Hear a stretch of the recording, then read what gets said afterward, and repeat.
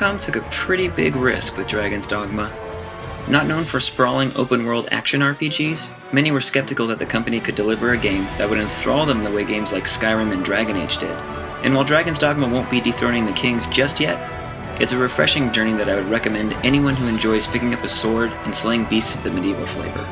If you were to ask someone who's played a variety of action RPGs what makes Dragon's Dogma stand out in the crowd, 95% of them would respond unanimously. Combat, combat, combat. This doesn't feel like a typical RPG. There's no queuing of moves or sluggish sword swings. Every action is fast and responsive, and cutting through legions of orcs and bandits feels so damn good. Even the magic system has an epic flair all its own that puts most spell animations to shame. Watching fireballs fly from the end of your staff to burn enemies alive, or summoning a magic whip made of electricity to beat the bejesus out of your foes with, never gets old. On top of the spells and swords gameplay, there's a grab system that lets you climb onto any enemy that's larger than you, and pick up or pin down any enemy that's smaller than you. There's a huge risk-reward factor to this, because most of the creature's weak points are hard to reach from the ground. If you manage to clamber your way onto an enemy's sweet spot, you can do some massive damage to them, and even stun them temporarily. At the same time, they may grab you, swat you off, or take to the skies where you can easily fall to your death. It makes you pay attention during the larger encounters, because this game will kill you without a moment's notice, and you'll have no one to blame but yourself. The storyline that pushes you along is hit or miss. It starts out very promising, with an ancient dragon attacking your sleepy fishing village, you getting your heart plucked out by said dragon, and then pursuing the dragon across the lands to get your heart back.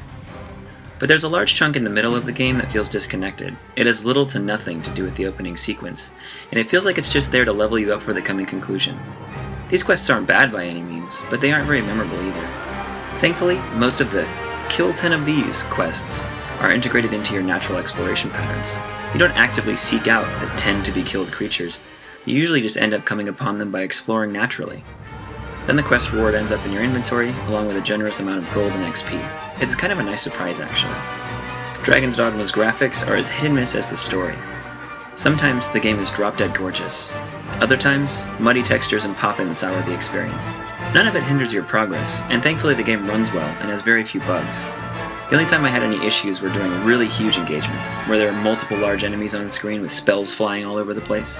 And since those battles are so tense, the slowdown was welcome sometimes just so I could catch my breath. Your character, who you make at the beginning of the game through an extensive character creator, can look about as cool or as strange as you like. There are an enormous amount of customization options for both you and your main pawn, your companion through all of your journeys. I originally made myself, but soon after started over and created a Daenerys Targaryen lookalike, because anytime I can hang with the Khaleesi's a good time. And when I say started over, I mean it literally. You don't get multiple character slots in this game, so make sure you look the way you want to before jumping in. You have some basic hairstyle and color change choices once you start, but ultimately the character you make at the beginning of the game is the character you're chilling with for the duration. The reason this game is getting attention now, even though it came out almost a year ago, is that it was just re-released with expanded content and fixes for the existing content. The new area is an island off the coast of your hometown, and it's a labyrinth crawling with all sorts of nasties, both old and new. It's an appropriate add-on for an already awesome action RPG game. It's tough, even if you're the recommended level, which is 50, with some enemies better being avoided than confronted. It's pretty rad endgame content though. Cool new loot, a large varied new area, and the same great combat is a formula for a win. Overall, Dragon's Dogma is an awesome action RPG that should please fans of games like Dark Souls or Dragon Age 2, but with its own unique flair and style. It was a bold move on Capcom's part that paid off, and the company has already stated that the game did so much better than they expected that it's going to turn into a franchise. While it's not perfect, a full-fledged sequel could really polish the rough edges and make this a top contender for the action RPG crown. As it stands, this re-release is only $40, and it includes not only the original game with some refinements, but a whole new area and quest line that are both lengthy and challenging. You can easily squeeze 40 hours out of this game on a single playthrough, and that's not even taking into consideration New Game Plus. That's only $1 per hour of gameplay.